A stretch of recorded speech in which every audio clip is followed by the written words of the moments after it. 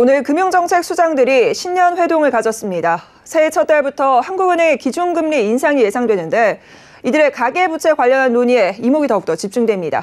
금융부 윤다희 기자 연결돼 있습니다. 자세한 얘기 들어보도록 하죠. 윤 기자 나와 계시죠? 네, 안녕하세요. 네, 앞서서 두 수장의 만남 자체가 조금 특별한 의미가 있다고 하는데요. 네. 고승범 금융위원장은 이번에 직접 금감원을 찾아가 정은보 원장을 만났는데요. 이번 방문은 지난해 정은보 원장이 취임 후 금융위를 방문한 데 대한 답방 차원이기도 하지만 금융위원장이 금감원을 방문한 적은 많지 않았습니다. 약 7년 전인 지난 2015년 임종영 금융위원장이 진웅석 금감원장을 만나기 위해 방문했던 것이 가장 최근 사례일 정도인데요. 금융위는 우리나라 금융정책을 총괄하는 중앙행정기관이고 금감원은 정부와는 독립돼 금융권 감독 업무를 수행하는 특수법인입니다. 앞서 전임자인 윤성수 전 위원장과 윤석헌 전 원장은 당시 주요 현안의 메시지 일치가 되지 않는 문제가 있기도 했는데요. 이번에 고승범 위원장의 방문은 가계부채 대응 등 현안을 앞에 두고 팀워크를 강조하기 위한 상징적 행보였다는 해석이 나옵니다. 원팀으로 가계부채에 대응해 나가겠다, 이런 의지를 좀 보여준 셈인데요. 구체적으로 어떤 이야기들 오갔습니까? 네, 이들은 회동을 가지고 가계부채, 자영업자 부채, 비은행권 리스크 관리 등 금융안전 3대 과제를 최우선 과제로 삼겠다며 한 목소리를 냈습니다. 특히 이들은 이 같은 잠재적 위험 요인 대처를 위해 긴밀한 소통을 바탕으로 일관성 있는 리스크 관리 강화 기조를 이어나가겠다고 밝혔습니다. 고 위원장은 금감원의 인력이 적재조소에 보강 배치돼 최근 금융의 디지털 전환 등 주요 현안에 능동적으로 대응하고 금융 취약계층 보호에 전력할 수 있도록 지속 지원해 나갈 계획이라며 이를 통해 새로운 유형의 위험에 대한 관리와 금융 소비자 보호 등에서 빈틈없는 금융 감독을 담당해 줄 것을 당부했습니다. 앞서 금융당국 수장들은 새해 금융권 키워드로도 가계부채를 지정했습니다. 지난해에 이어 올해도 가계부채 관리에 초점을 맞추겠다는 겁니다. 금융당국은 가계부채 증가 속도를 늦추기 위해서 올해 가계부채 증가세 4에서 5%대를 목표로 내세웠는데요. 지난해보다 더 낮은 수치로 올해 더 가계부채를 줄이겠다는 의지가 담겨 있습니다. 고승범 위원장은 신년사에서 물샐 틈 없는 금융안전 체계를 유지하는 것을 최우선 과제로 꼽으며 가계부채 관리 강화를 일관되게 추진하겠다고 밝혔습니다. 정은보 금감원장도 올해 역점 사항으로 잠재 리스크에 대한 선제적 관리를 꼽고 가계부채와 외화 유동성, 단기자금 시장과 비은행권 리스크 등 시스템 내 비중을 분문하고 금융 불안정을 초래할 가능성에 적기 대처하겠다고 말했습니다. 네, 가계부채의 심각성 사실 어제 오늘 일은 아닙니다. 금융당국에서도 가계부채 잡겠다라고 계속해서 이야기하고 있는데 현재 가계부채 상황 먼저 좀 설명해 주시죠.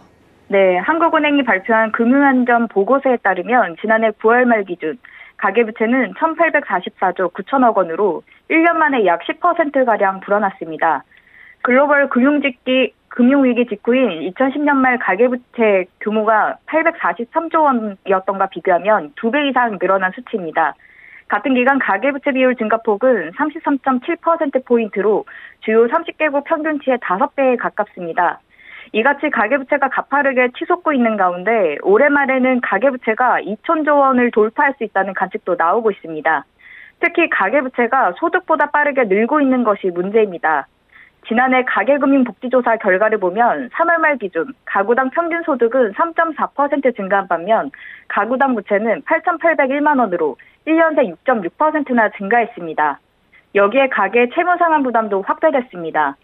처분 가능 소득 대비 가계부채 비율은 174%로 전년 동기 대비 8%포인트 상승했습니다. 가계 처분 가능 소득이 개선되는 모습을 보이고 있음에도 가계부채 증가 속도가 워낙 빠르다 보니 가계 채무 상환 부담이 크게 확대되는 모양새입니다. 이자 내기가 점점 어려워지고 있다 이런 얘기잖아요. 기준금리 그런데 또 새해 첫 달부터 인상 가능성에 무게가 좀 실리고 있다고요? 네, 시장에서는 다음 주 14일에 있을 한해 금통위에서 기준금리가 인상될 가능성을 높게 보고 있습니다.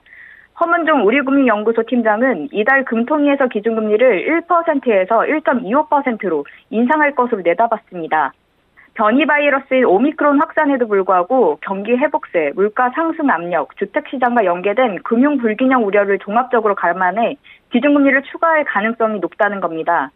또 이주열 한은 총재는 올해 신년사에서 경제 상황 개선에 맞춰 통화정책 완화 정도를 적절히 조정해 나가겠다며 1월 기준금리 인상 가능성을 시사한 바 있습니다. 한국은행은 지난해 하반기에 기준금리를 2차례 올렸는데요. 올해도 적어도 2차례에서 3차례 추가 인상이 이뤄질 것이란 관측이 유력합니다. 네, 이 같은 가계부채 외에 또 주목할 만한 내용들 어떤 것들이 있었습니까?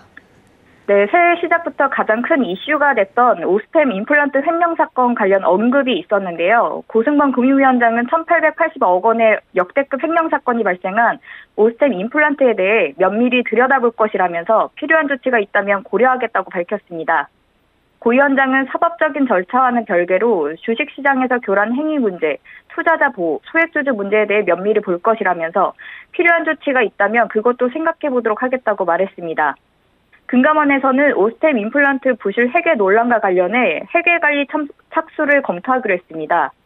오스템 임플란트가 재무제표 공시나 수정 공시를 하면 금감원이 곧바로 내용을 검토할 방침이어서 늦어도 3월에는 감리 착수 여부가 결정될 것으로 보입니다. 네, 금융수장들이 약속한 것처럼 금융안정이 위협받는 일이 없도록 잠재적 리스크들의 선제적 관리가 그 어느 때보다 중요한 시점 아닐까 싶습니다. 오늘 말씀 잘 들었습니다. 네, 감사합니다.